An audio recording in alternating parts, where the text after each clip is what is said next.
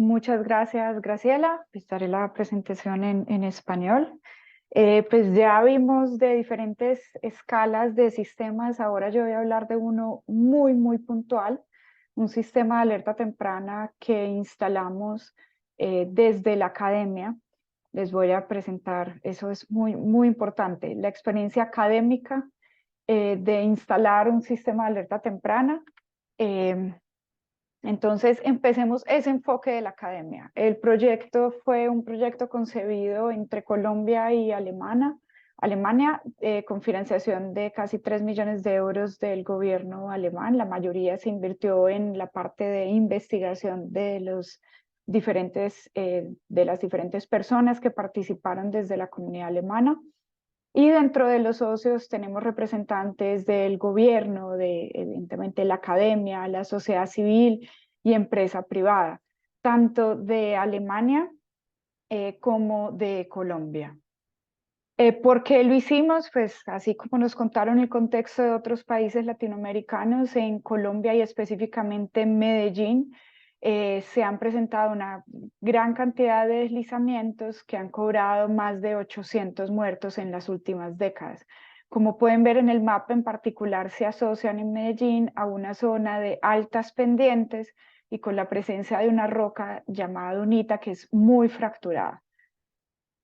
¿Dónde lo hicimos? Luego de hacer una selección de más de 16 lugares que cumplieran con nuestro requisito de ser asentamientos informales con alta amenaza de deslizamiento, elegimos un lugar que queda en esta parte de la ladera, como verán, una zona de alta pendiente, que se llama Bello Oriente. ¿Por qué? En gran parte porque en 2017 tuvo un deslizamiento en esta parte del barrio que destruyó 6 viviendas. A pesar de esto, no hubo ni una sola víctima, ya que la comunidad estaba monitoreando constantemente el territorio y evacuó a tiempo. También el hecho que fuera a la 1:30 de la tarde fue una ventaja muy grande. Como ven, queda entre la zona urbana y rural, lo cual nos daba una buena cantidad de información y tenía presencia de muchos drenajes. Históricamente se han presentado muchos deslizamientos, este fue el último, pero ha presentado muchos, algunos en la memoria de la población, otros no tanto, porque es una población muy dinámica, con personas que vienen desplazadas de otras zonas. La metodología la llamamos metodología Living Lab, donde básicamente es una decisión horizontal. Todas las decisiones se toman entre todos, no hay jerarquías, sí hay diferentes niveles de responsabilidades, pero todos nos hablamos de tú a tú. El proyecto tuvo una duración casi de 4 años, del 2019 a diciembre de 2022, acabó hace poco. Y nuestro enfoque, así como lo mostraba Estefano, los 4 componentes del sistema de alerta temprana, para nosotros lo vital son las personas.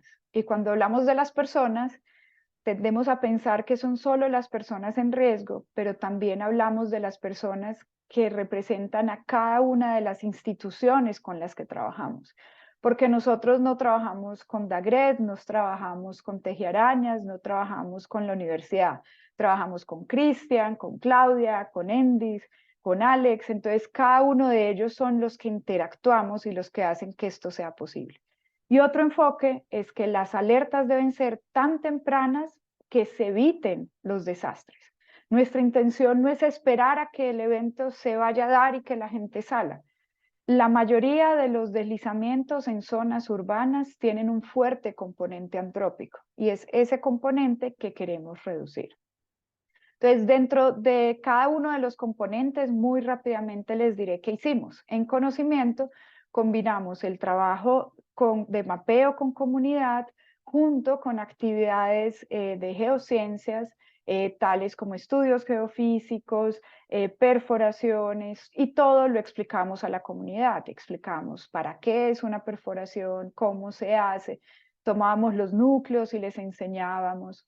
Lo combinamos con análisis de ciencia sólida, digamos, con modelación numérica, modelación retrospectiva, determinación de tamaño de los posibles deslizamientos, levantamientos de geología de campo, haciendo un mapa síntesis de susceptibilidad, También muy interesante la diferencia de enfoque científico de Alemania y Colombia.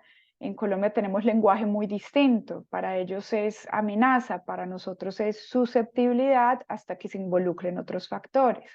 Hicimos modelado en 3D con vuelos de drones para identificar las edificaciones, clasificarlos, los otros elementos expuestos como vías, escuelas, y aplicamos encuestas para medir la percepción del riesgo y medir la cantidad de población, ya que los censos oficiales están desactualizados.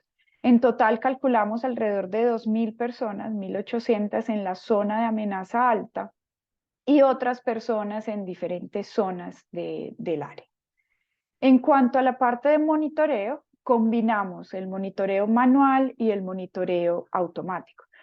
Teniendo en cuenta algo muy relevante en esta zona, no sabemos dónde se van a dar movimientos. Entonces teníamos que monitorear toda la zona sabiendo que hay un detonante de lluvia y hay un detonante antrópico. Entonces, al no saber dónde se presentará el próximo movimiento, eso implica que debemos evaluar todo. Los instrumentos que instalamos es un cable de cizallamiento continuo, TDR, extensómetro a lo largo de 1 kilómetro y punta. Instalamos también en 70 casas, en 70 viviendas sólidas, una red de sensores que llamamos LoRa, que son sensores inalámbricos que miden el movimiento en diferentes componentes. Instalamos lo que llamamos inclinómetros, también pues llamados acelerómetros en diferentes puntos del barrio, alrededor de 40, y colocamos 4 perforaciones profundas de hasta 50 metros con inclinómetros, acelerómetros y CSM. Con todo esto, los puntos que ven acá, morados y verdes, son nuestra red de sensores, que son más o menos 110, más el kilómetro de cable sensor en varios puntos. ¿Cómo funciona esto? Como un sensor no es, o sea, no es muy creíble, si un sensor se activa puede ser por muchas cosas en una zona urbana, lo que funciona es como una red fusionada de sensores. Entonces, 2 sensores, uno dice, bueno, pero si ya varios sensores se activan en una zona con una misma dirección, entonces esto me implica que puede haber un movimiento y se emite la alerta. Esto se gestiona en una red de gestión de datos creada por uno de nuestros socios, AlgeoRIST, es parte de su tesis de doctorado que combinó toda esta cantidad de datos para poder definir umbrales. Todavía no estamos en esos, pero ya les contaré. Con esta información, la información de lluvia, de agua subterránea y de deformación, podríamos definir los distintos niveles de alerta. Entonces, la instalación no fue fácil, el cable no fue fácil porque teníamos tuberías, teníamos muchos bloques de deslizamientos predios, unas condiciones geográficas y de lluvia muy difíciles. No podíamos doblar el cable, entonces transportar el cable era bastante interesante. Entonces, aquí ven a todo el equipo moviendo el cable, pero vemos que otros elementos sí fueron mucho más sencillos. Luego de hablar con la población, que la población tomara los instrumentos, les quitara como el miedo del instrumento lejano, sino más cercano, instalamos y hasta el día de hoy, casi un año después de su instalación, todos los LoRa que llamamos están muy bien y también los inclinómetros probaron ser fácil de instalar. Como ven, es una instalación manual, los más superficiales de hasta 2 metros, los más profundos son más complejos. Luego instalar cada uno, colocamos la LoRa, pues que es la que emite la información. Y todo esto, uno de nuestros objetivos fundamentales es hacerlo open source, open para todos. Entonces, toda la electrónica, las impresiones fueron con una impresión 3D para que cualquiera lo pueda hacer. Y todo esto junto con manuales detallados de la manufactura, los instrumentos, de la instalación, está hoy por hoy en nuestra wiki abierta que es www.informatrice.com. Ya luego les repito.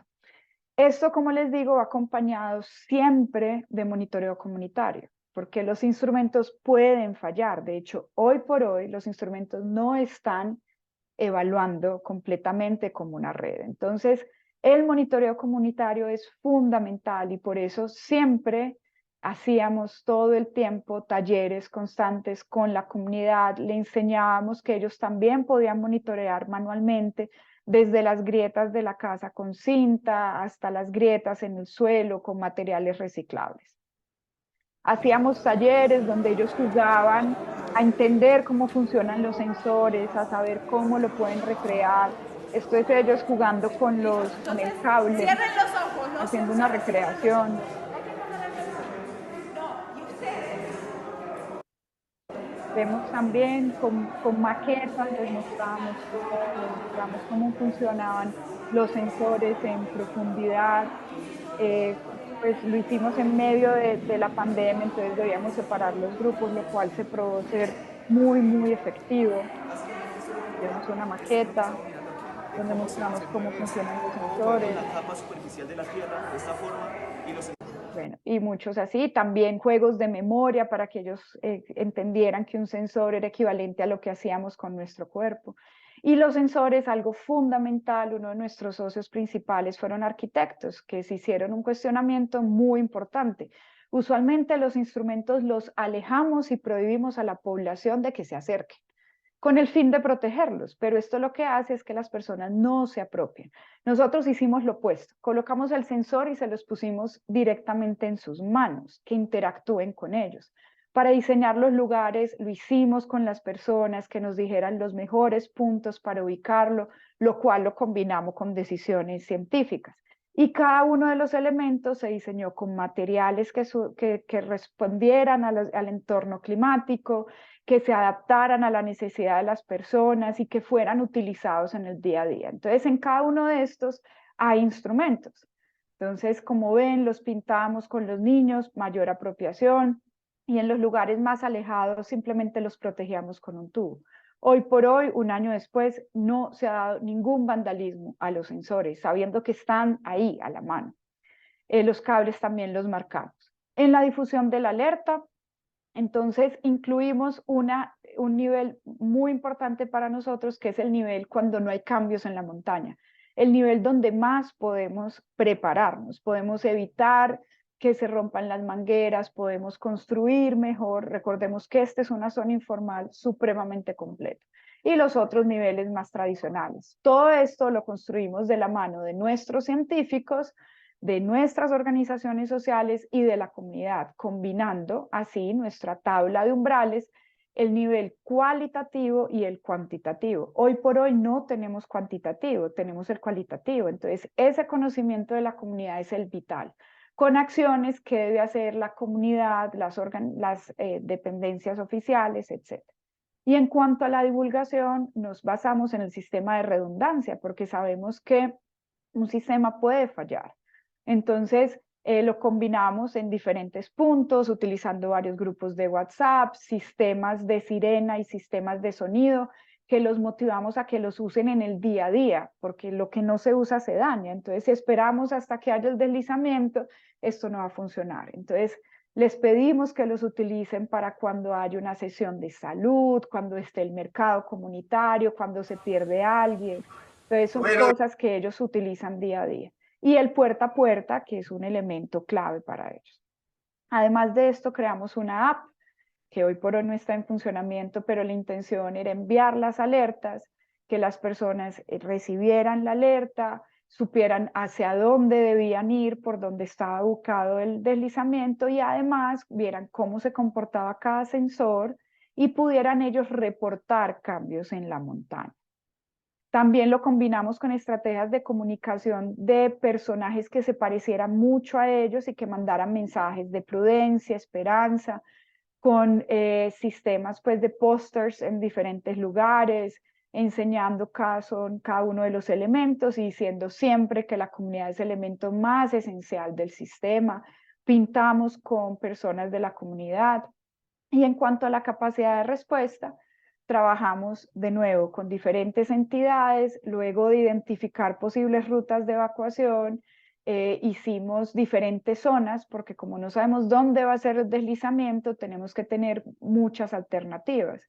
Trabajamos simulaciones de qué puede pasar, si ocurre el deslizamiento en el día, en la noche, si hay habitantes con necesidades especiales. Y en esta zonificación hicimos 2 simulacros en el que participaron muchas personas de la comunidad. En los simulacros sabemos que no siempre las personas salen hacia los puntos de encuentro, pero en nuestro caso lo más importante era que las personas se enteraran del simulacro, comentaran, hablaran, y al final lo más relevante era la evaluación del simulacro, donde debíamos identificar qué salió bien, qué hay que fortalecer. Y algo para nosotros fundamental durante todos los 4 años del proyecto era el trabajo del respeto constante mediante la escucha y el compartir.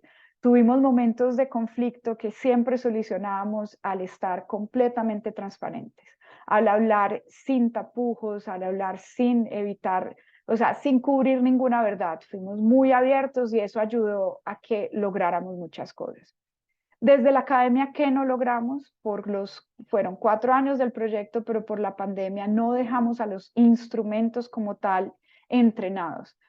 Así que no pudimos definir umbrales, no hay un monitoreo automático, y porque los equipos fueron comprados por Alemania, también la dificultad administrativa de entregar, de donar los equipos ha sido bastante difícil.